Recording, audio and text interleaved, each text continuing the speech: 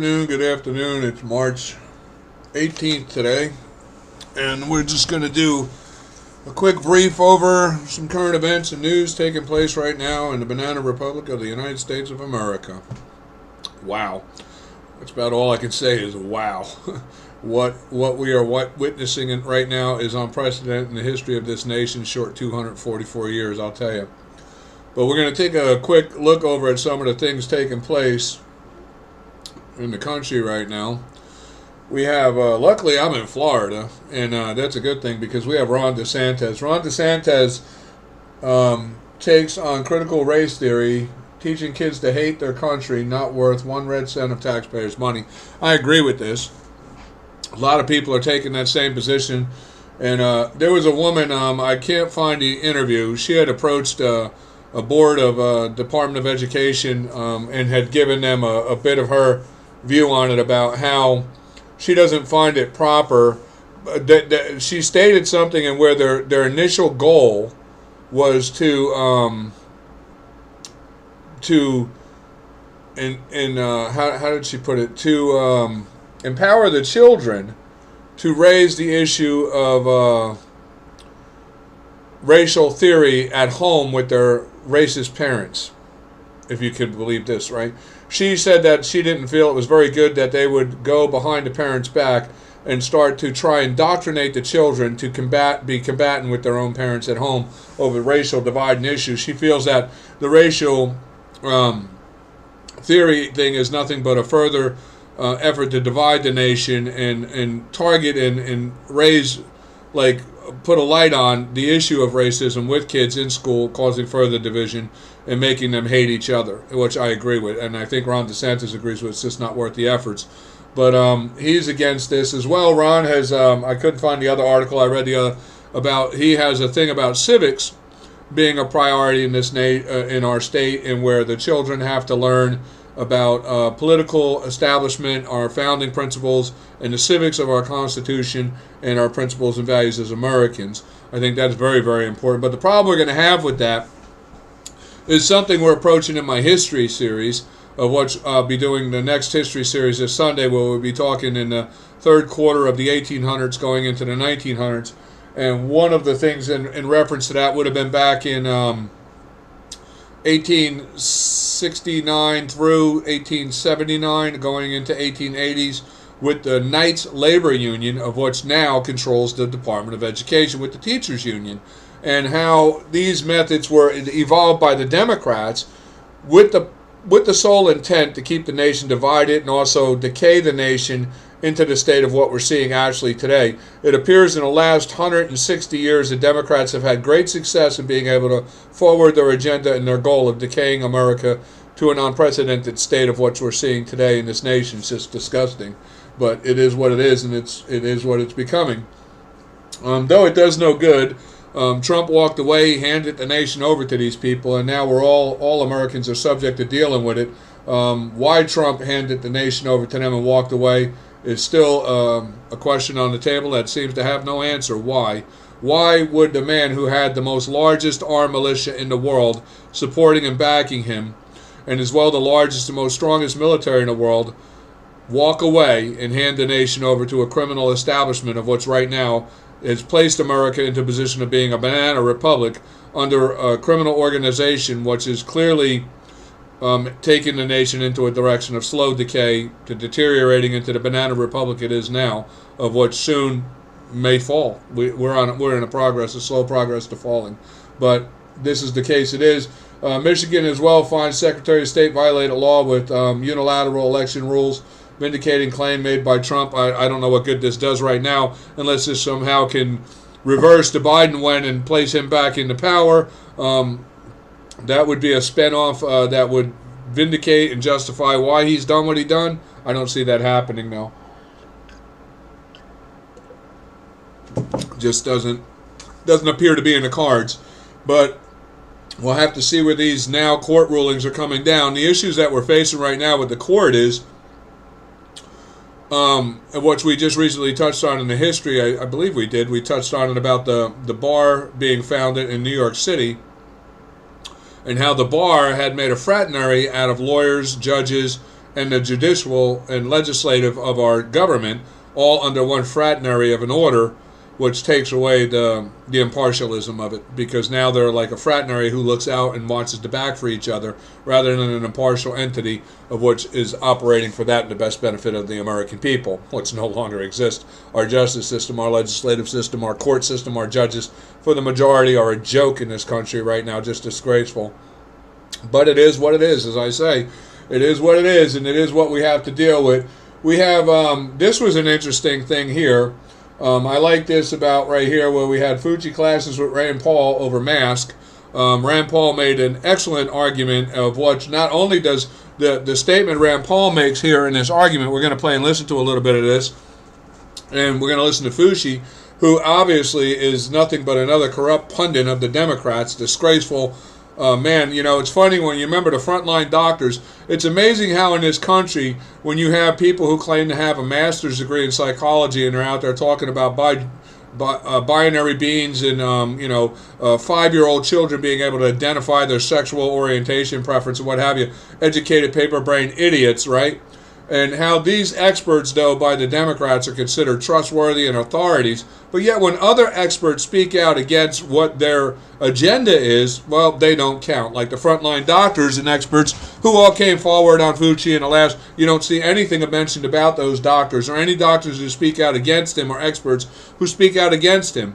So this is why Rand Paul has to actually go to a foreign country's observation of their conclusions in relation to the coronavirus and the effects of the antibodies and that of the antidote in relation to the idiocy of what's like right now we're facing still in this country with the mask wearing.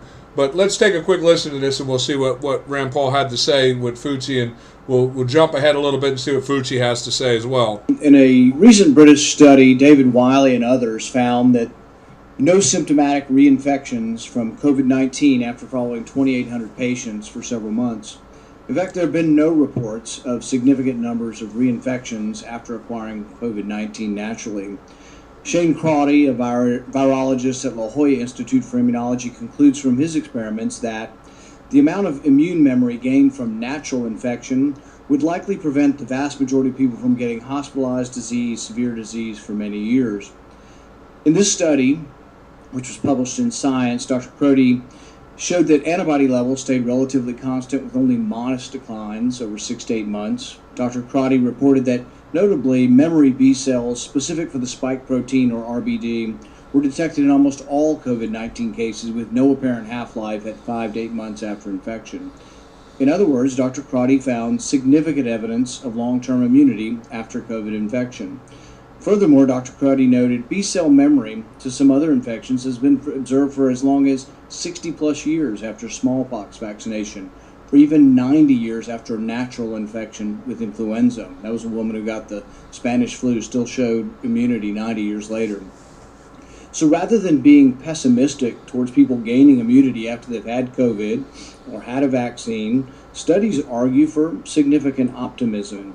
In fact, there have been...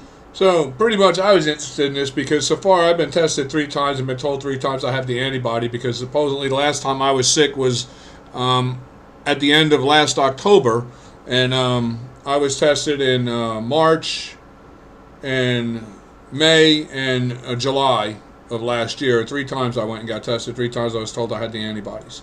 So I was interested in this here about this, but Fauci still goes ahead and argues with Rand Paul and the experts, the other experts.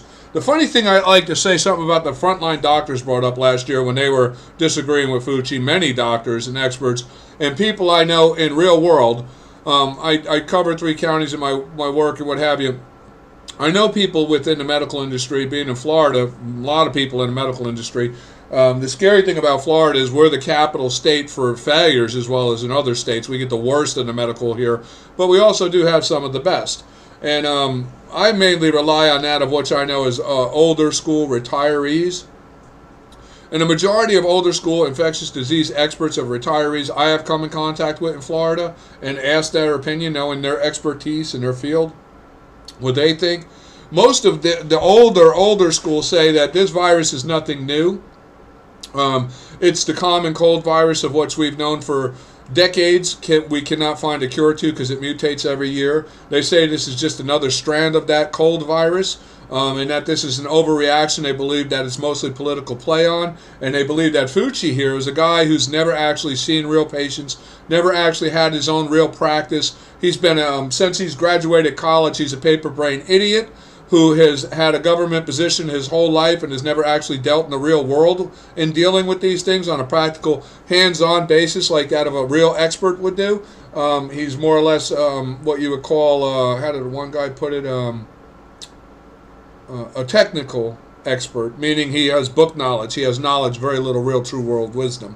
But, this is the case we're dealing with, and I think that I agree with those doctors on this, just out of common sense and reasonable consideration of myself. I agree with these things. I think this guy right here is nothing but a paper brain, bought political pundit idiot is what I think he is. He's a disgrace. And in my opinion, with the damage that's been done in the country by these idiots, all of them involved, they should be literally thoroughly investigated, and if found guilty of treason, they should be treated appropriately with the death penalty, is what the Constitution calls for. The theater. Let's get down to the facts.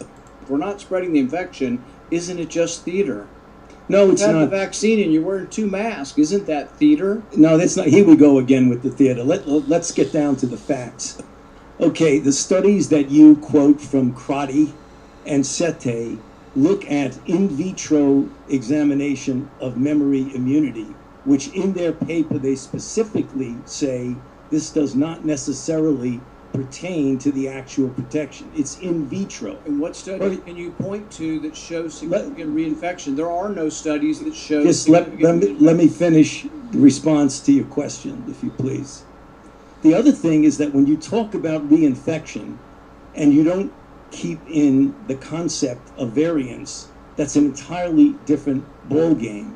That's a good reason for a mask. In the South African study conducted by J&J, they found that people who were infected with wild type and were exposed to the variant in South Africa, the 351, it was as if they had never been infected before. They had no protection. So when you talk about reinfection, you've got to make sure you're talking about wild type. I agree with you. Now, the problem I got with Fauci's thing here, of my layman common sense consideration, is what Rand Paul even, I think, is hinting at, is that what he's speaking of in relation to that of the disease in Africa, of which the study he's on, has nothing to do with COVID. It's not a COVID-related disease. And what Rand Paul is talking about is actual COVID-related disease. That study's going on right now. And then when he's speaking of like 8 months, 9 months, that's within the whole lifespan of as this disease has been existing now. We're into 1 year of it, a little going over the year mark with this. So 8-month, 10-month studies are literally the life of the diseases that's been known on the earth. So, I mean, and he's talking about things back at a time in Africa totally irrelevant to the COVID disease. It has nothing of anything whatsoever related to the COVID disease. And this is what I'm saying about why people are looking at this man like he's an idiot. And my common sense reasoning as just a lay person, but of reasonable observation and consideration here of this idiot, and I'm saying this idiot because he is talking about an African issue within a study that was done years ago on another disease totally irrelevant to COVID-19 and has nothing to do with it, to make the argument of the case that there are diseases out there of which have shown that there's no immunity even after you have the disease. Well, I think we all know this. This is why we come up with vaccines. But in the case of with COVID, it's amazing that the 8-month study is what is being raised issue by Rand Paul here, is showing that people who had the COVID have built a strong immunity, and within the studies of the last 8 to 10 months, of which could be the longest possible span of study, being that's as long as the disease is only just coming up over a year in its making right now. And so, I mean, you got to understand there's only been like 18 months of potential time to even study this virus, right? Because it's supposedly a new virus, and that's as long as it's been in the earth. So this is the only time that's available. But the studies in relation directly to the virus are showing that people who have the immunities from having the virus are no longer susceptible to capturing or getting the virus again. There's been like there's in this video, I'll include a link to it, states that out of all the millions of people in the world, there's only been 5 cases that have been confirmed to having people who was alleged to have had COVID and then recontracted COVID, of which, though, in the second recontractions of it showed minimal effects or minimal symptoms. But then again, too, within those very 5, there is controversy, if you read into the study on the very 5, that there was a potential that they could have been 5 people of a false positive testing, of which means they really didn't have COVID, and then later contracted COVID again, and were assumed to have contracted COVID for a second time. Because when you're looking at the millions of people who had COVID, and then only 5 people within all the earth that are supposedly recontracting it, that had it, it's well, I guess anything's possible. But let's take a listen here. Maybe I shouldn't have jumped, but we'll go back and see. In most cases, a second bout with the virus produced. I just want to touch on it. That date, fewer than 5 of these cases had been confirmed by. There have been no studies showing significant numbers of reinfections. Of the 30 million Americans who have had COVID, only a handful of reinfections have been discovered. In fact, the New York Times reported last fall more than 38 million people at the time worldwide had been infected with the coronavirus, and as of that date, fewer than 5 of these cases had been confirmed by scientists to be reinfections. So I just wanted to touch this. You see, I wasn't making that up. So, Rand Paul puts it in this report that he's talking about. I'll include a link to this, but then Fauci keeps going. Significant reinfection.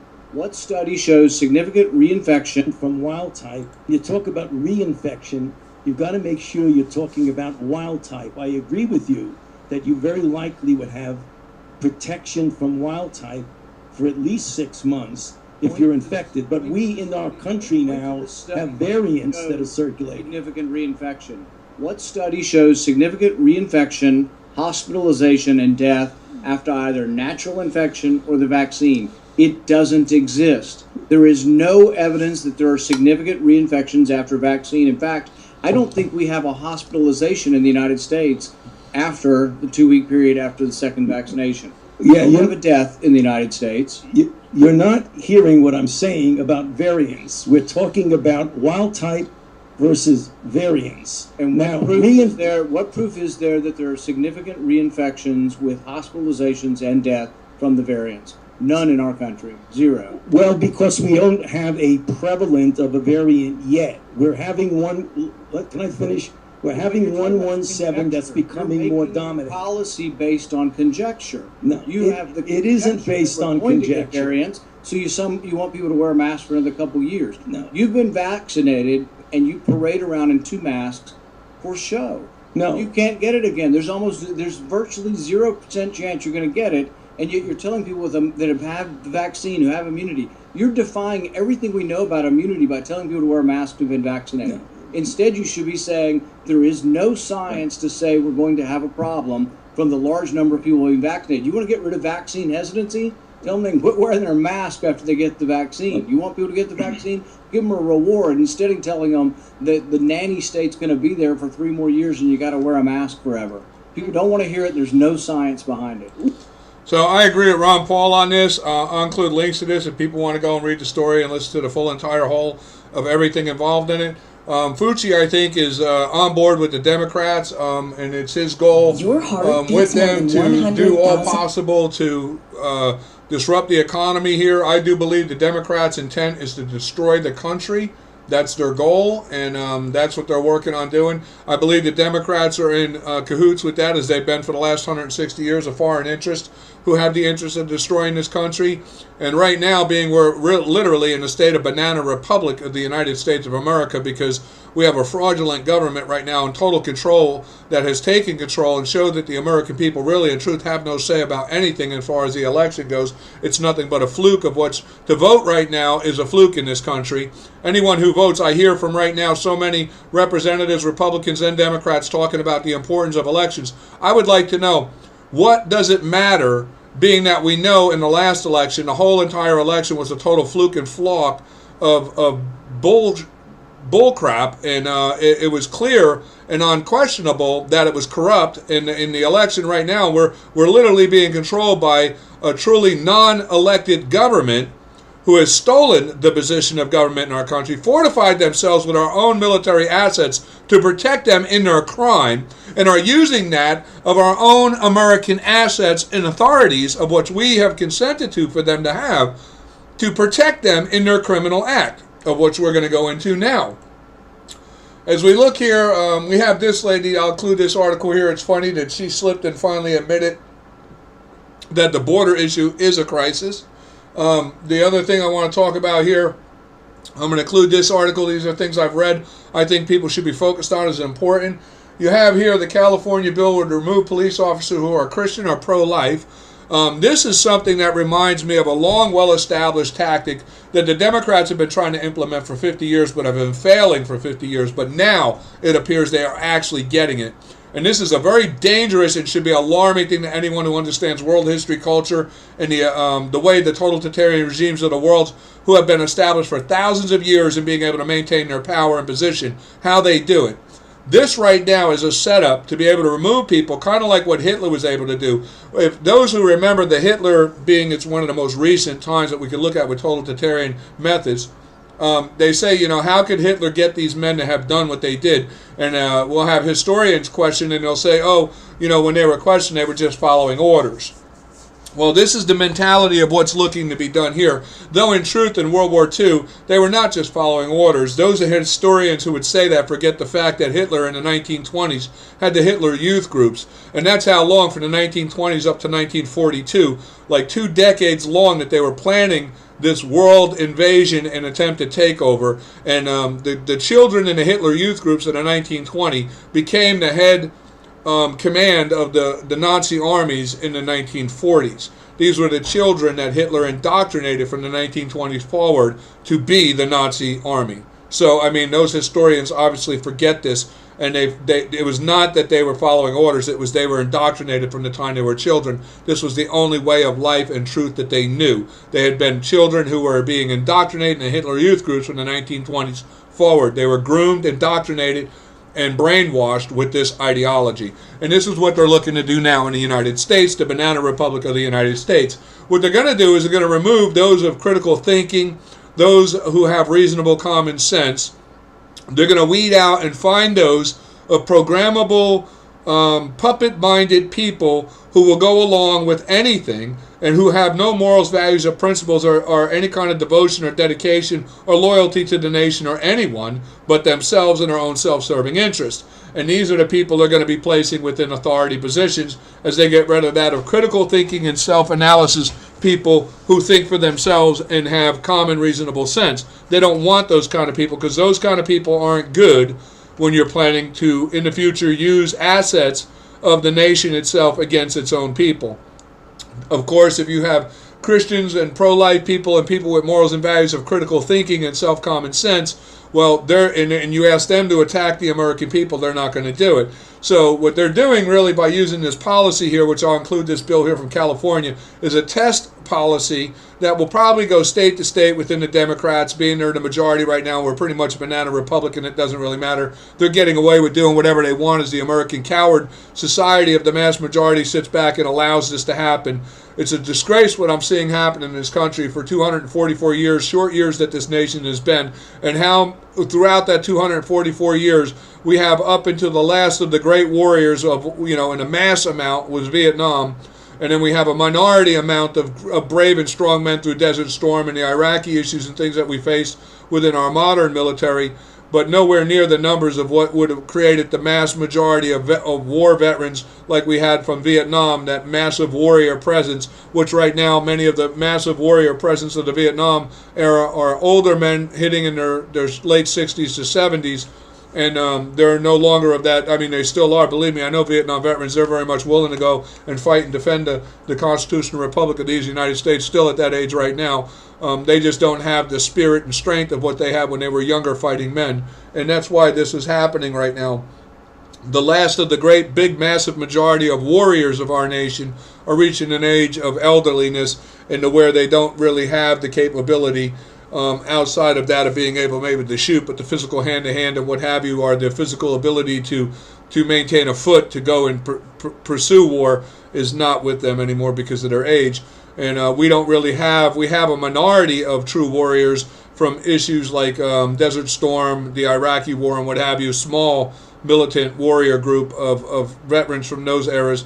but we have nothing of the mass majority of what we had. And this is what the world's totalitarian regimes has been waiting for, was that massive majority of warriors from the Vietnam War to reach a critical age state and to where their skills and their fighting abilities would be pretty much useless in a combatant situation today. And that's what we're facing right now. The world is looking at us and realizing we're a banana republic. And right now we have China, the Islamic states and what have you, and others, along with the allies of the totalitarian regimes, who are eyeing the United States as an asset potential for takeover.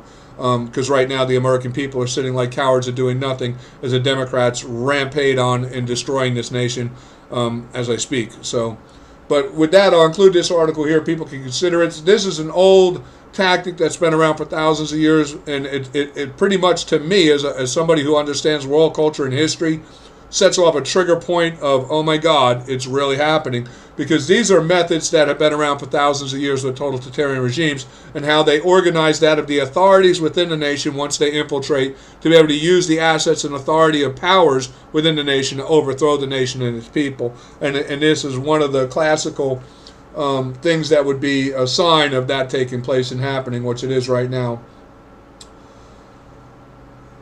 Okay, now we also have this. Here's another tactical of it that shows exactly to what I'm saying. We have still the FBI releases video of most egregious assaults on officers at the Capitol riots. This is a joke.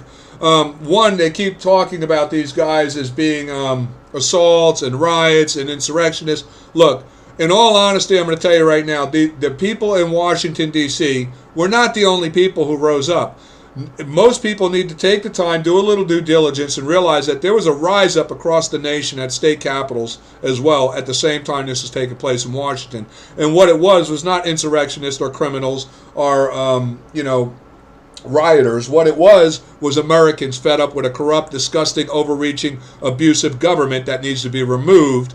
And obviously it wasn't removed, and that's why now we are the banana republic of the United States of America, because the president at the time, who the American people were counting on to be another Abraham Lincoln, who should have suspended the habeas corpus and enacted the Insurrection Act and stopped this government, a criminal establishment of government, from taking over the nation, rather than do that and use the assets he had, he chose to fortify them in Washington, protect them, and then walk away and hand the nation over to him. Donald Trump failed at his mission. He walked away. Unless he has some kind of unknown plan to everybody else, which many conspiracy theorists right now believe. I'm not seeing it happen as I watch my nation slowly decay into positioning for that of cherry picking by that of foreign totalitarian regimes, who probably within a year or so is going to start to make a move in for the overthrow of this nation, because it's pretty clear the American people aren't willing to fight for their freedom and liberty. So, where there's no fight, doesn't matter how many guns you have in the nation,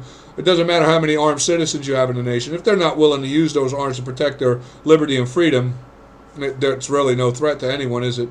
And that's the situation we're facing right now. But we have violence is out of control in Portland. Again, we're back to like we were before Donald Trump. It's as if Donald Trump never even existed. It hasn't even taken but several months, and we're right back exactly as if Donald Trump never even existed. The presidency of Donald Trump is like it never even happened. We have the riots again taking place out in Portland, Oregon. They're again seizing the city again. Everything that was gone is now reemerging back and happening again across the nation. Maybe defunding the police wasn't such a great idea. They say, this is just idiocy that's going on.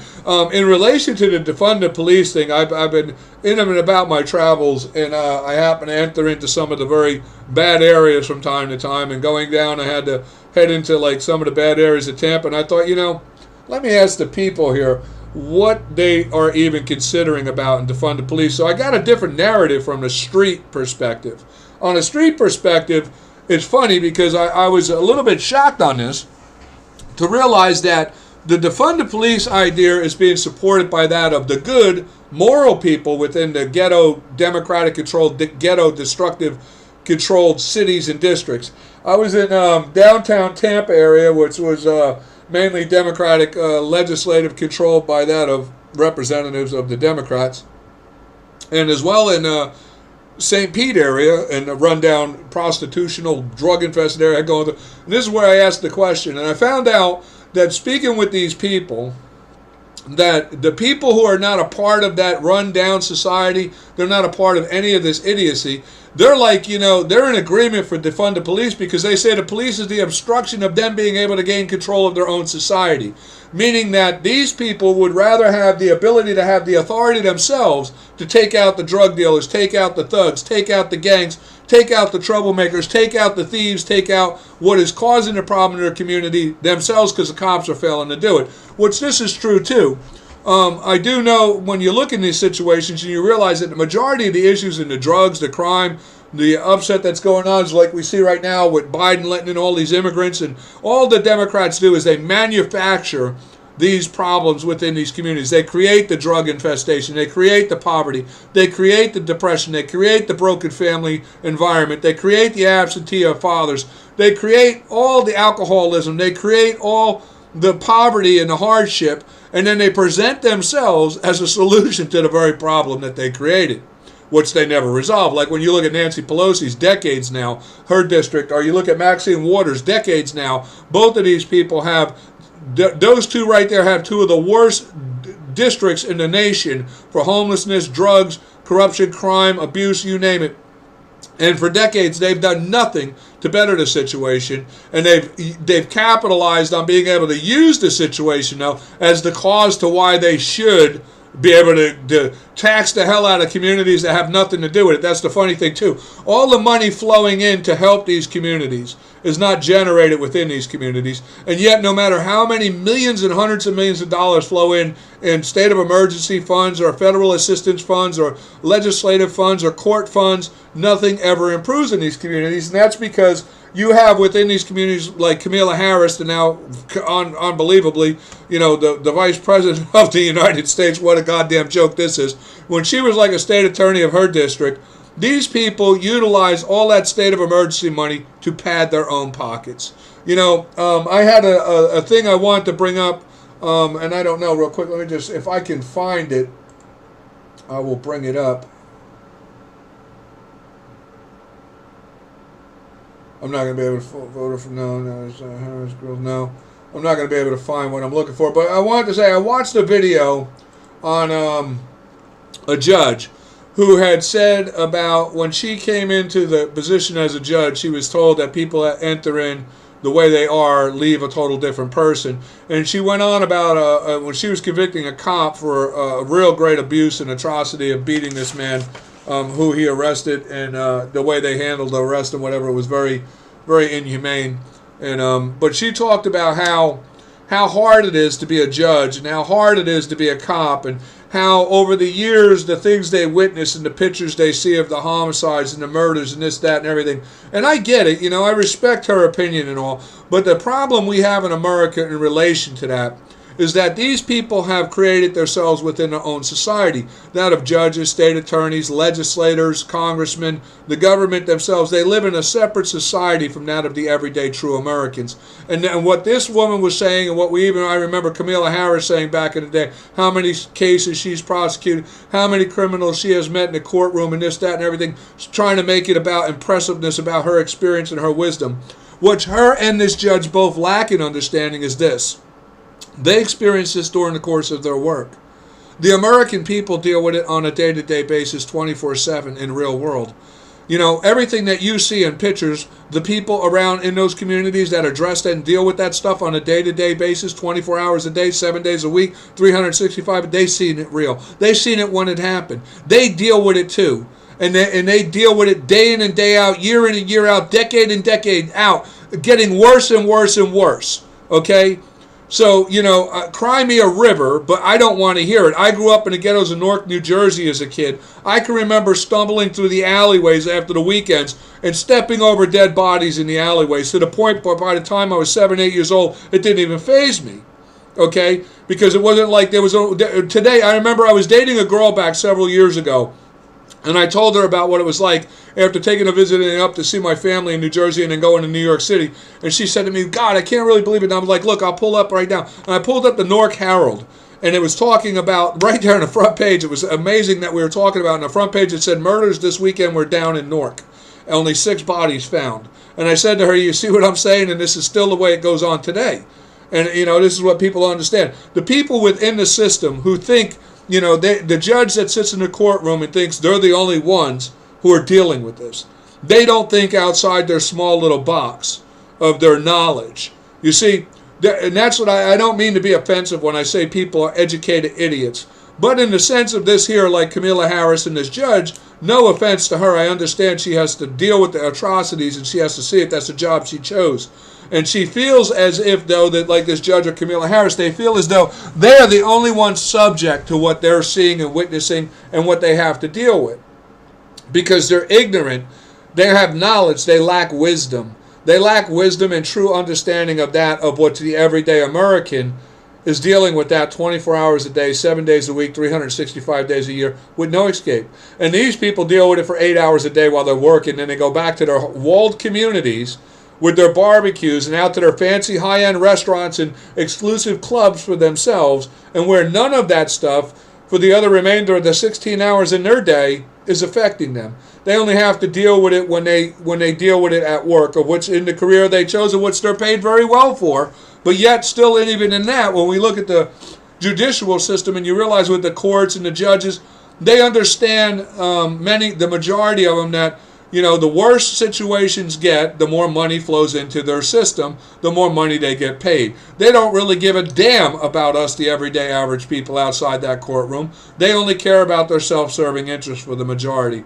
Though I do believe the judge who I'm speaking of in that matter had sincere human concern in her and had sincerely spoken in her self-interest of being a good person, of good character. I do believe I could see that in her, but she's a minority among a massive majority of judges right now in this country that are just a goddamn disgrace. The entire legislative system of judges, state attorneys, and the majority as well of corporate police are a goddamn disgrace. I back the blue to those of ethical, oath-keeping constitutional officers, which make up a minority right now, I believe, across this country, and a majority of those of corporate city police within the police unions and what have you.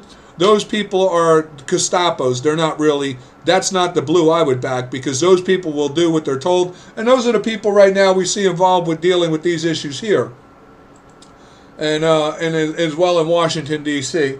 But, that's my opinion. Anybody else has an alternate opinion, there's a comment box below. These are things we should be debating and talking about and not being distracted. But some of the distractions are things we have to face as well. Are not just distractions. There's serious things we have to consider. Like we take, for instance, here on to the next subject of something I was reading about I had great concern over. First transgender family reveals son 5 is undergoing sex change. This is disgraceful. I cannot believe we, the American people, are allowing this. And again, this falls back onto that of the premise of that of the paper brains. People who are so-called claim to be honorable, ethical experts within their field of psychology and doctors. Look at this picture right here. I don't know if you can see this picture. Let me see if I can zoom in so I can let you get a real understanding. This is actually 2 women and a little boy. And these are obviously 2 very confounded women. Okay, look at this. This is a woman right here. If you see it, that's a woman taking male hormones so she can grow a beard and whatever and try to be a man. That's a mentally, totally that right there it needs to be in a mental hospital. Look at that person. Needs to be in a mental hospital. This one here actually has convinced herself that this woman is a man. Okay, so delusional right here. And then look what they're doing to the 5-year-old little boy. They got the little boy dressed up as a little girl at 5 years old, and they're going to start therapy for this child to start going through a sexual transition to be a transgendered into a little girl from a little boy. And we, the American people. Now, let me tell you something. In the last 5 decades, one of the biggest issues I've seen in America is that many of the majority of Americans are right out, no good, disgraceful, scumbag cowards. And I see this. The majority of them are self-serving Republican who are self-serving into their own interests with no goddamn concern for anybody. The majority of ungrateful, undeserving Americans are just disgraceful in this country. And no matter what's going on, if it isn't affecting them, what's important to them, they don't give a damn. They'll watch the cops beat down an innocent man. They'll watch the cops take from an innocent, hardworking man. They'll watch the cops, the authorities, the government strip and rob a man of everything in his life, as long as it's not affecting them and not give a damn. And even if it's right blatantly in front of them, totally illegal and wrong for what's happening to that man, they won't step in and say a word. They just don't give a damn. And that's the problem we're facing right now with that mass majority. And the situation we're at right now is that the mass majority does not give a damn.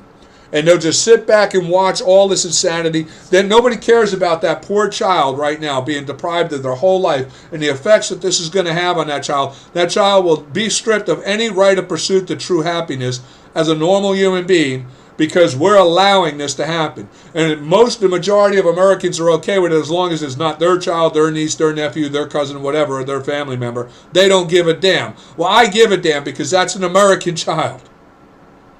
And what we're allowing in this country, we are losing our humanity. We have lost our freaking humanity.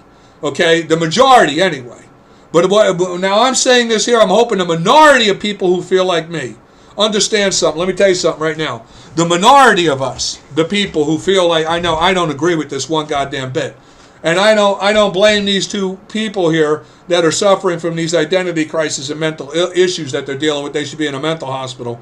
Okay, but the people backing this, the so-called experts with the college degrees, the paper brains, let me explain something to you about a college degree. Okay, people need to get real about this. The indoctrination over a degree means a degree of knowledge. Okay, that's what it means. So if you went to college, you got a 4-year degree. That means you have a 4-year degree, a level of degree of study for 4 years. And you've received a certificate saying you have studied something for 4 years. You have a 4-year obtainable knowledge in this degree of 4 years in that degree. That's all it is. That's all it is. A paper degree says you studied for 4 years. You have knowledge. That doesn't mean you have the common sense, wisdom, or maturity of knowing what to do with that knowledge yet. That is yet to be proven. It's just a document from a higher education study says that they're satisfied that you studied for 4 years and they give you this bachelor's degree that says, yep, this person has a degree of 4-year study. That's degree. That's all it means. There's nothing special about it. It's not like the Wizard of Oz where when they give you that paper, some magic thing happens and a cloud comes down over you and you're all of a sudden all-knowing. That's not what it means. It means you have knowledge. Let me tell you something about knowledge, and I'm going to explain something to you within common sense, reasonable facts. You can go, let's say a person doesn't know how to swim, right? Give that person a book on swimming. Let them read the book 10 times. Let them read the book for 4 years. And then take them on a boat and then take them out like in 100 feet of water and then throw them in and see if they can swim without them ever trying it. And see how that works out. You'll have to save that person. Because you see, with the knowledge of everything, doesn't do a damn bit of good without the application of knowledge that converts to wisdom. You have to have wisdom. And wisdom comes from trial and error of applying knowledge and finding out what works and what don't work. And then you mature in the understanding of facing defeat and understanding, conquering defeat and finding success. That comes with maturity of application. And without common sense application, what results in wisdom, you have, no matter what knowledge you have, you're an educated idiot until you apply it and can succeed with it. And what we have here is doctors, psychologists that will literally do anything because, most of these people, too, they get on Medicaid. So these psychologists, who obviously any psychologist who would agree with this kind of stuff is somebody who's a failed psychologist, can't make it in a true profession because obviously these people are out of touch with reality. These psychologists are nothing but worthless, disgraceful, inhumane, dishonorable people, inhumane disgraces of humanity. Because look what they would do. Look what they'll do. Look what they'll do to this child. I don't give a damn who you are.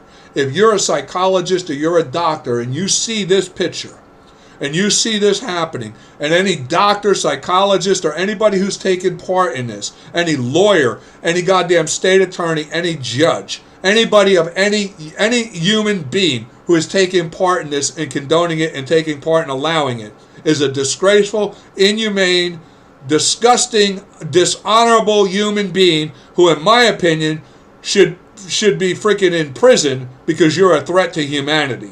Okay? Anybody who could do this, especially to the end here, this poor little boy, what is happening to that child? Anybody who is in agreement with this, you are a sick son of a bitch who should be criminally charged and put away for life in prison because you're a threat to humanity. Anybody who's involved in this, I'm sorry, you're a disgrace to humanity. And, but this is what's going on, and we're allowing it. But we, that minority, that's the other thing I want to touch on real quick. But I want to just real quick go to. Australian gay couple had son 6 taken away in U.S. after pedophile claims. Okay, now this was a group of a gay couple, similar to what we have here, what's going on. Okay, they adopted a child, okay, and then they were using the child in a sex pedophile ring, where pedophiles will pay thousands of dollars to be able to molest a child. Now, this was something that just recently took place. This is going back into 2005. When we look here, we see something more recent taking place with another gay couple here who had done the same thing. This gay couple had really put this poor kid through abuse like you wouldn't believe. Was taking him around the world and selling him off, like prostituting this poor little child off to hundreds of pedophiles to be able to molest him in pedophile parties around the world. This took place for a long time. And the most harshest of disgraceful things happening during the time of when this took place with this poor little boy was that there was actually a YouTuber doing a biography on how safe it is for gay people to adopt children. And throughout the whole biography, she was never aware of what was actually going on. And yet she was an integral part of their life and the whole process of them adopting this child and having this child. And yet, with her being an integral part of it all, still had no idea what was going on. And to this day, that woman who did the documentary is in, like, you can go and follow up. I'll leave a link to this. If you watch the YouTube interview with her, it gives you a good example of what it must be like to be one of these paper brain educated idiots with no understanding of reality when reality hits them. Because this woman now has to live with, because that's all she keeps. She's like, I can't believe, I was there, I see it, I would have never known, I just can't believe it, I just can't believe. But yet she was condoning it the whole time. She was actually, by her own story of it, shying off anyone from investigating her, and she probably prolonged the suffering of this child for the whole last 2 years of when this was going on with this child, because of her biography protected them in doing it. And she has to live with that. She has to live with that. And she is struggling with living with that, because the truth of the reality of the horror that this poor child had to endure is, in these two here, I'm sorry, should have got the death penalty. They should have been sentenced to the death penalty. I'll tell you what, I'll make this offer right out to anybody in any nation, country. Okay, if you catch people like this, and you're having a problem with somebody executing them, I will willingly volunteer to cut their freaking heads off for you. I'm your man. I'll volunteer. I'll have no problem with it. I don't even want to get paid. Just cover the transportation for me to go out. Once you find them guilty and you want to sentence them to death, I will personally volunteer to come and cut their goddamn heads off for you. Okay? I will do it. There you go. Now you don't have to worry about anybody being put on the spot. You have a volunteer. I will volunteer to do it. I will come to whatever country that persecutes pedophiles and sentences them to death by beheading. I will be the guy. I'll come out. I'll even bring my own sword, and I'll cut their freaking head off for you. Okay? So you have that offer for me. It stands in the United States or any country in the world for sick, disgusting, inhumane, no good scumbags like these people right here. Because that's the precedence needs to be set. I guarantee you, once we execute scumbags like this, and they realize they will serve the ultimate penalty for it, you'll see how quick these sick son of a bitch stop doing what they're doing. But now we're going to have to move forward. We're back, like I say, we're back to the Joe Biden-Obama era here. Obama right now is, Trump went and built up our military real strong, and then for some reason Trump decided to walk away, and now everything Trump is did as if Donald Trump was was really like right now Bert Simpson sitcom. It was like something that was on TV that nobody could believe happened, and it did, but now it's gone. You see, it's just gone. Just like that, the series is gone. The weekend's over. Boom, just like that. Like a show that was, and then boom, it's gone. It was like a TV show, because he walked away. He walked away and he handed everything back right over, and they're picking right back up to where they were. So here we have Operation Order Sailors to undergo chilling stand-down training.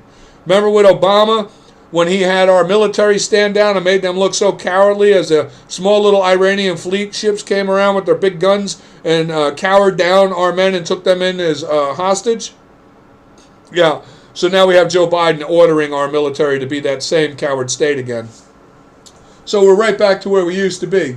We have Biden places gag order on Border Patrol personnel. The catastrophe grows at the border, which it does. They're not telling you as well at the border not only do we have tens of thousands of illegals now coming in, and the human trafficking is already picked up. The child human trafficking and prostitution and sale of sex slaving has picked up again. The cartels are moving massive quantities of drugs again. The border patrol people and the border states are crying out. News isn't covering any of it. You're not hearing anything about it. No one's talking about these things because Biden's keeping things under lock and key. We have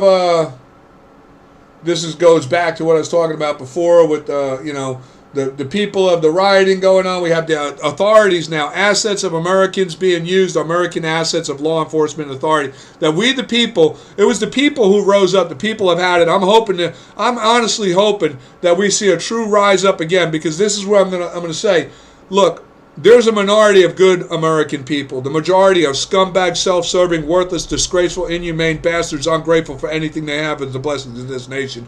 And clearly they're willing to go to their knees and give it all up. They don't give a damn. Disgraceful, coward, disgusting people in this country, really, for the majority of disgraceful people. But there's a minority of people I know aren't. And that minority still makes up about, from what my estimates are, 14.7 million people, which is more than enough to deal with any issues with any government authorities, including the entire military, state police, county sheriffs, and all corporate city police across every city in this country. They only mass out to about a number of 1.4 million. At 14.7 million Americans, of which has always been the true minority, is what has sustained this country. I used to have up on my Facebook a 3%er, because in the founding of this nation, only 3% of the population was willing to rise up and put their life on the line to fight Great Britain to free this nation and make it what it is today. Only 3%. So that means 3 out of every 100 people.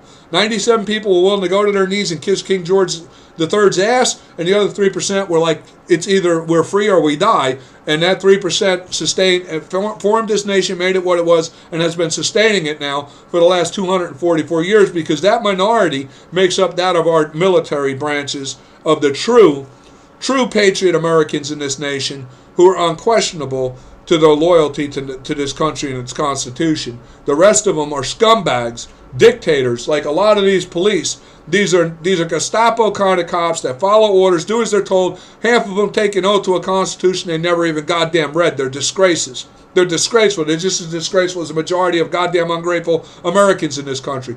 But my outreach and outpouring right now is to that minority of about 14.7 million Americans. We need to find a way to come together. We need to find a way to coordinate together and make a move together to seize control back of our country and get this criminal establishment out of it and reorganize our nation in such a way that secures our Constitution as it was intended to be for that of our posterity going forward. We, the American people, need to take our place, because this is getting way, way out of control. It's just disgusting. We see here, like I say, Trump doesn't even exist anymore. Ford to move production of new vehicles out of Ohio back to Mexico. So as you can see, everything, Donald Trump, wherever you are, if you watch this video, you did nothing.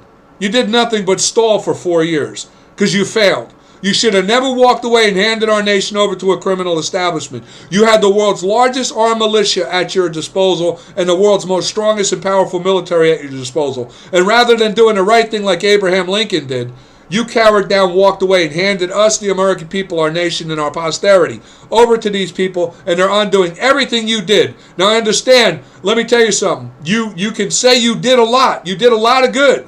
But what good is it now if it's all being undone? You did nothing. You failed. You failed. And unless you have a plan that's going to reverse all this soon, because right now, if you have a plan and you're not doing shit, but allowing all the American people to suffer at the will of this idiocy, and you're going to sit back and wait on your little plan like some kind of cookie surprise at a goddamn birthday party, do something if you're going to do it. If not, shut the hell up and stop playing. Fake, okay? You were a great man. You were a great American. I supported you 5 years vigorously, as did millions of Americans. But you know what? When it came down to it, you failed. You failed.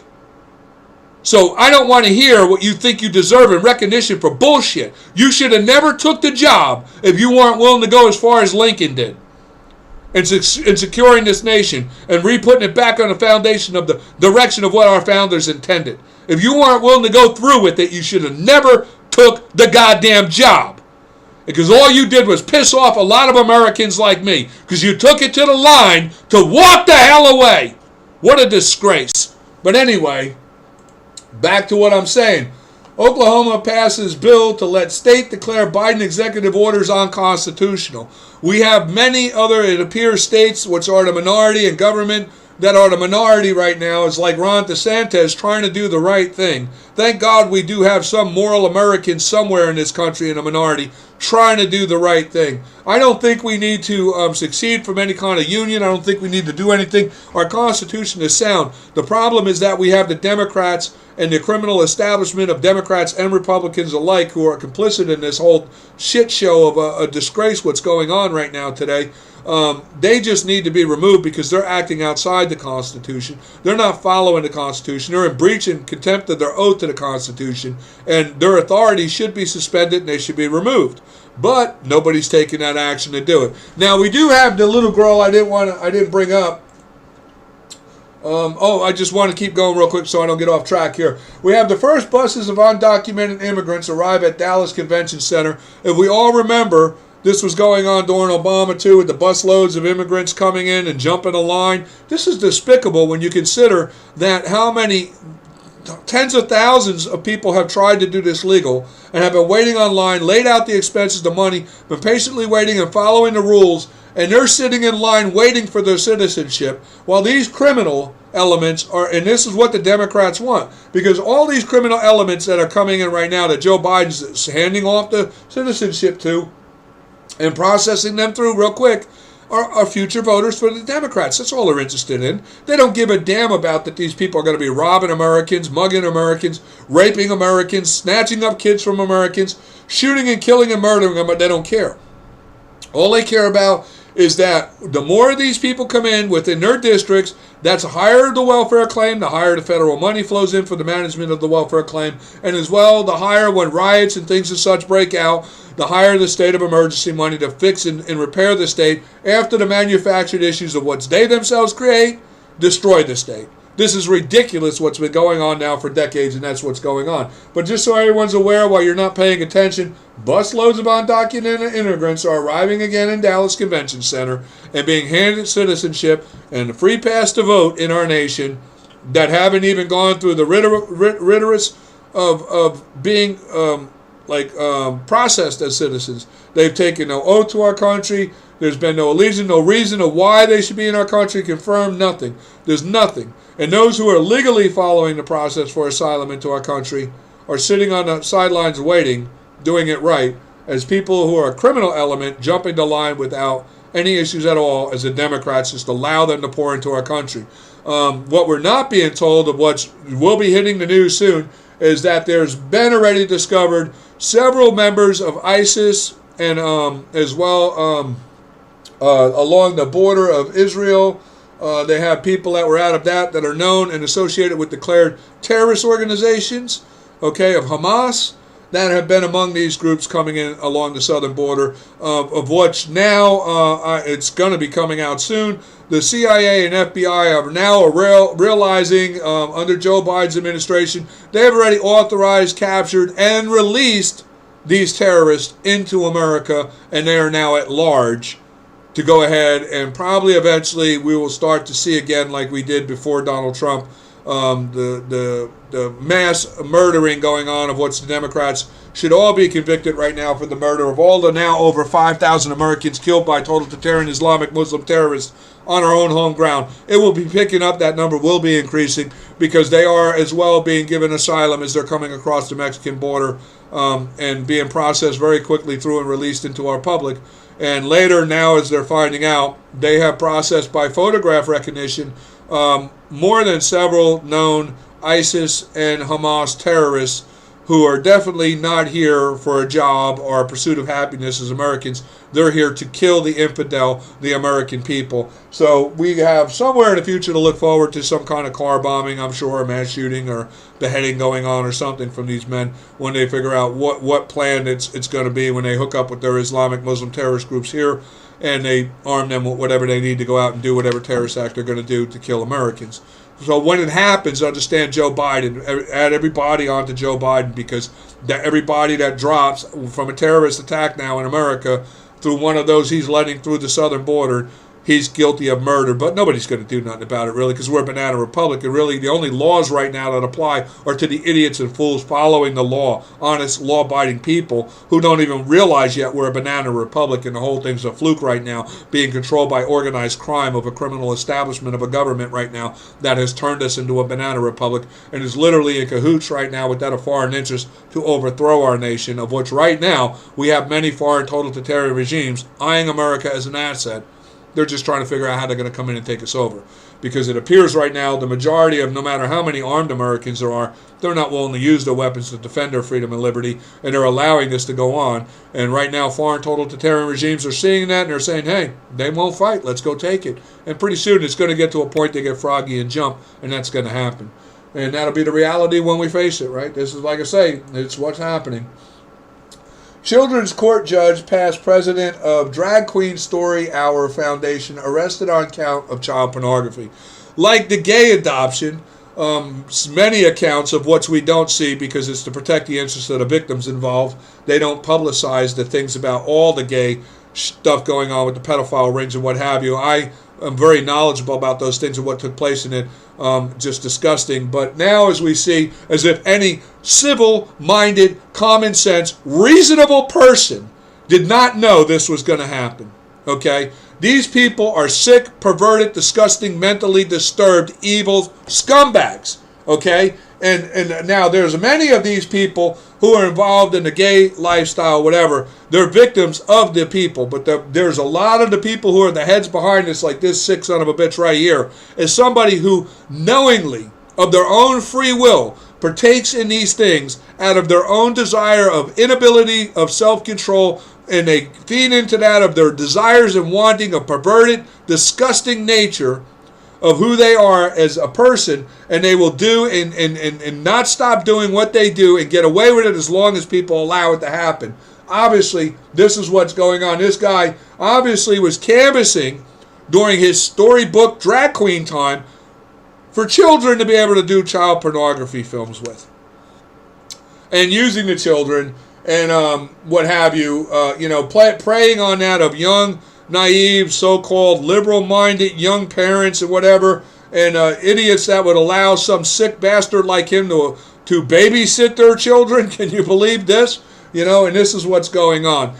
Just things I want to bring to people's awareness. Now, we have this idiot jerk-off. I'm from Newark, New Jersey. I can't stand this guy, Cory Booker. What a jerk-off this guy is, really. I'm going to tell you what. He is a capital New Jersey jerk-off, Cory Booker. That's what you are, jerk-off. You're an ignorant, no-good, disgusting, inhumane jerk-off. Understand me? Jerk-off, Cory Booker. That's what you are. Jerk-off. Jersey jerk-off. You are the biggest Jersey jerk-off there can possibly be. You sick little queer is what you are. That's what everybody in Newark says you are. Everybody that I talked to back in the old neighborhood says Cory Booker was a queer. Okay? He is a queer. He's a queer now.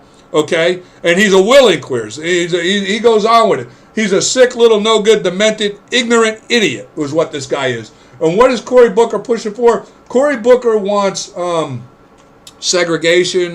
Believe it or not, there's a talk about segregation with the school systems and that of black communities, but he also wants restitution for slavery. Well, with Cory Booker, I'm going to give you a quick rundown right here so you understand something, Cory Booker. Okay, when you're talking about slavery issues and whatever, reparations, I want to tell you, when I look back, because you're a black American, Cory Booker. Cory Booker is a black American who is in the Democratic Party, the pro-slavery party, who had a constitution that declared that black people, if you're born black, you're born a slave. The Friends of the Islamic Muslims, the totalitarian Islamic Muslims and Democrats are allies and have been allies for all the 244 years of this nation's history. The reason why is because the majority of all slaves in the transatlantic slave trade were purchased from the Islamic Muslims, because the Islamic Muslims were the founders of the black African slave trade. Oh, and Cory Booker supports Islam in America, just so you all know. Understand what I'm saying is a fact, the truth. No one can dispute these facts, and I know it's a fact of world history. It was the Islamic Muslims in 640 AD invaded North Africa, and they then started the black African slave trade going around the world. So they were literally trading black African slaves for near 1,200 years before America even existed.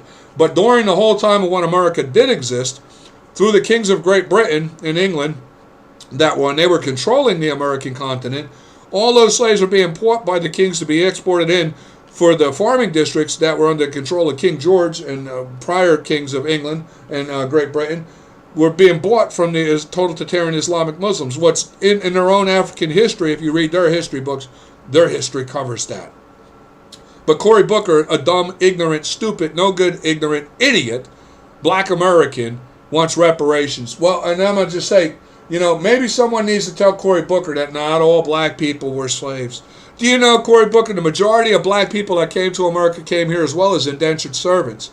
And we had what was not, by the time of the Civil War of 1861, it was 19 free states.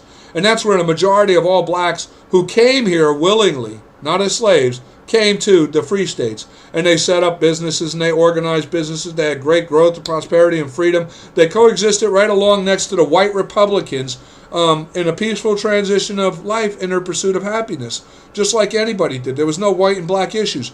But did you know this, Cory? That many of those free blacks down past like North Carolina area, there was as well a lot of free blacks, hundreds of thousands of free blacks by the 1850s. And you know what? On average, from the consensus back in that time, the average free black person south of the North Carolina border, and even up into Virginia, owned between 1 and 5 black slaves themselves, that they labored on their own properties. Yeah, did you know that, Cory? Black people owned black slaves. Oh my God, can you believe that? Did you know that the American Indians owned slaves too? And many free blacks as well bred and sold and traded in slaves. They didn't just own them and use them as slave labor. They breeded them, then they sold them and they traded with them. Not only in America, they also exported their slaves out to sell them out to other people. Yeah, free black people did that, Cory Booker. And you know what? They weren't the only ones that were. And then even after the Civil War, that's what I'm trying to tell you, Cory. Even after the Civil War, blacks were not, it was never really a white and black issue, you dumb, stupid, ignorant son of a bitch. It was always an inhumanity issue. White people and black people coexisted together within the free states of the free Constitution of the United States of America in the pursuit of that of their Declaration of Independence that all men are created equal. They were one people of all equal, you see? And you know what happened to the white Republicans who supported the free black Republicans? Well, you know what? They got lynched too. Matter of fact, after the Civil War, right up to Grover Cleveland was the first one, I think in 1884. He was the first Democrat to be elected some 20 years after the Civil War concluded, or 19 years later, right? And then in that year, when he was elected, in from 1882, some lynches, okay, Kurt. I just want to find out where it was at right here. 1882 to 1968, okay. There was, just so I know off of memory, it's somewhere in here, but so you know, in the year that Grover Cleveland was elected, 161 white Republicans were lynched, Cory, because they defended the black Republicans, and they were working together as a people of one people of all equal. And you know what? In the Civil War, Cory Booker, 360 white people died fighting to free all black people in the 15 slave states that were under the control of the Democrats, the party you're in, Cory Booker, you dumb, ignorant son of a bitch. What a disgraceful.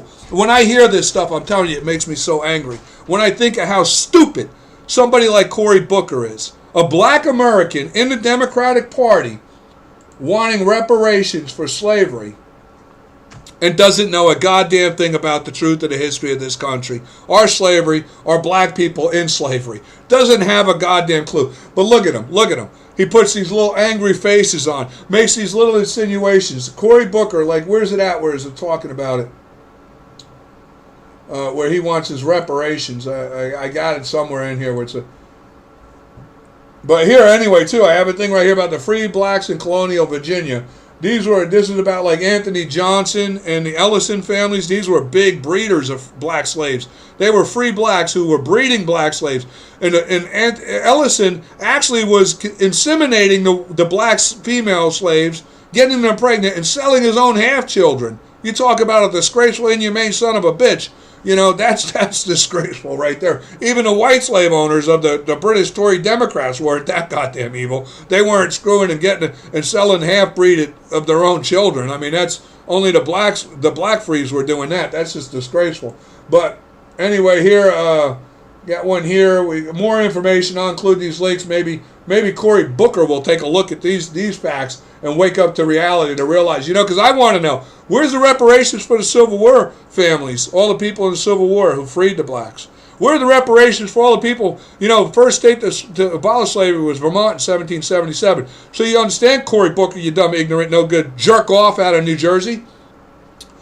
The United States of America had nothing to do with slavery, okay? Slavery was already here and established by the kings of Great Britain before the United States of America was founded. The United States of America was starting to be founded in 1777, actually 1789, upon the final completion of the Bill of Rights with the Constitution, which established the United States of America. We had a 9-year transitional period in where we were fighting for our territory to establish the country. Okay, and so all during that 9-year period, we were dealing with what was known as the Tory British loyalists who were rebelling against us and trying to overthrow the nation and hand it back to Great Britain. They were loyal to Great Britain. It was them who formed the Democratic Party in 1828. Just so you're aware, Cory Booker, the party your dumb, ignorant, jerk-off ass is in, Cory Booker, the Democratic Party, pro-slavery party, the Confederate Slave States Party, the Democrats, the founders of the Ku Klux Klan, Jim Crow laws, the Red Jackets, do you remember? Huh? Anything ring a bell? No, it doesn't, because you're an ignorant asshole. A jerk-off. Jerk-off, Cory Booker. You're a jerk-off. Jerk-off, Cory Booker. That's what you are. Jersey's famous thing for idiots. When you're a jerk-off in New Jersey, you're a real jerk-off. You're just and Cory Booker takes the jerk-off award of ignorant black people in the state of New Jersey. Cory Booker, you're a jerk-off. Really, what a jerk-off. But anyway, free black people of color in Louisiana too. They were breeding back then. They called them Carmels. They were actually down here. You had the French that would actually inseminate their own black female slaves and create what they call Carmel slaves because light-skinned slaves made more money. And then the black slaves as well would. This is what you don't understand, Cory. Is did you know that the black free slaves in Louisiana knew they could buy white Christian slaves from the Islamic Muslims, and they would buy white Christian sex slaves to import in, and they would have creamies with them. So the white French would be having creamies with the black slave women, while the black frees in Louisiana would be buying white Christian sex slaves from the Islamic Muslims so that they could rape the white sex slaves and have creamies with them because they got more money for light-skinned slaves. Maybe you want to read about some of these things, Cory Booker. But anyway, that concludes my review today of what we have to look at in relation to events taking place in our nation, our Banana Republic of the United States of America right now. This is what we're dealing with, and boy, I tell you, it's really getting to be a joke. It's really getting to be a joke. I just can't believe what the state of what we have going on in this country. I'm trying to do something real quick here, people. There we go. I think I got it. Let's see if we can fix something here. There we go. I was getting a lot of static there. But anyway, this concludes my review right now of what's going on in the state of the country. And another quick zoom over on what we talked about in case anybody missed it. I'll include links to all the things that we talked about. We touched on with Ron DeSantis. Thank God I'm in the state of Florida. We have somebody of common sense and reasonable. Even though still with Ron, like I say, nobody's perfect. I wanted to bring up something about, real quick though too. You know what? Good thing I did go back to this. Let me just see something.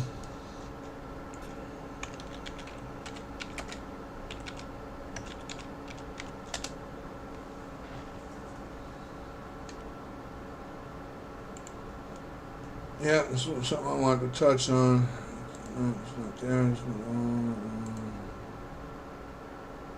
Here she is.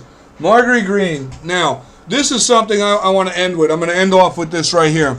This is one of the new Congress women in our Congress, our government. And though, she has some things that, she says sometimes, and I'm like, where the hell is she coming from with that? But you know what? She's green, so you gotta give a little leadway. But one thing I gotta say, she's an American, and she gets it, and she's trying to figure it out, and she's doing the best she can. She's trying to force people to vote, and she's talking all the time about these bills of the Democrats, and how she's trying to do all she can to stop these bills, and she's trying to do what she can to make the Republicans accountable and doing their part in stopping these bills. But here's the question I would hope to get out to Marguerite Green. I hear you, and I commend you greatly. I'm really glad that we have you. We need actually about another 250 of you, and we should be back on track to being America if we don't get overthrown by some foreign totalitarian regime who feels we may be too coward to want to defend our freedom this year. We'll see how that goes. But anyway, here's my question. Where is the bills, the counter bills, being drafted by the Republicans to what would be more appropriate? Where is that? Where is the bills being submitted by the Republicans? What are the Republicans doing to create laws to protect the Second Amendment? What are the Republicans doing to make laws to uphold and defend the Constitution? What are the Republicans doing, and what bills are they presenting to hold themselves, the government, and all of Democrat and Republican accountable for protecting and upholding and honoring the Constitution? What are they doing? I mean, I hear about from this poor little girl, she's fighting so hard, trying to stop the Democrats, and all the other Republicans are actually angry at her now because she's calling them to vote, holding them accountable to do their goddamn job, and now they're like, oh my God, this girl is like, and she's just doing her job, and she's trying to make them do her job. She really is concerned for America. I like this little girl, or Marguerite Green. She's really trying. Rep Green is trying really hard. And she's green. She's actually, I don't mean that in her name. I mean, she's like inexperienced at this. This is her first run in government. She's just a true everyday American who's what should be running this country. And if you follow her and you hear her attitude and the way she addresses the public, you should all realize that it doesn't take a politician to do the right thing in this country. What it takes is a real American. You see, we're supposed to be a government of the people, for the people, by the people. Politicians are nothing but corrupt, no good, disgusting, inhumane, lazy-ass people who do nothing for nobody but their self. This girl is not a politician. She's an American. There's a big difference. And if we had 250 more of her, we'd have a really great nation. We would. But, that's hope. Let's hope it heads that way at some point, because right now we're in great decay. But I want to put out the point of that I understand this woman is trying so hard to, stop the Democrats and the damage they're doing. I just want to know, when I hear her talk about these bills, where are your backing of your Republican Party members in writing their counter bill to this? What alternative are they offering to say, no, that bill's no good, let's do this? Where is that battle taking place? And where is the Republicans' bills being entered to say, no, you can't violate the Second Amendment of the American people. It's against the federal Constitution, and anyone who does this is in breach of the Constitution and in contempt of their oath to the Constitution. How about we have some kind of action from all these ass-sitter attorneys? And understand, Marguerite Green, I'm not talking about you. I'm talking about the ass-sitter, no good, worthless, disgusting, ass-sitter, self-serving, worthless failures of attorneys in the Republican Party, coward-ass son of a bitches that sit behind you and are supposed to be supportive of you and the American people. Where are they in doing their part? Because I'm sick of it. I'm sick of it. The Republicans, you're all a bunch of goddamn coward, disgraceful, no good, ignorant, ass-sitting, worthless jerk-offs. All of you, you're just like Cory Booker. You do nothing. You talk. Ted Cruz, all of you. You're a bunch of friggin' talking mouths that have accomplished and done nothing real for the American people. Because if you had done anything real, we would not be in this situation. Which means you have done nothing but talk.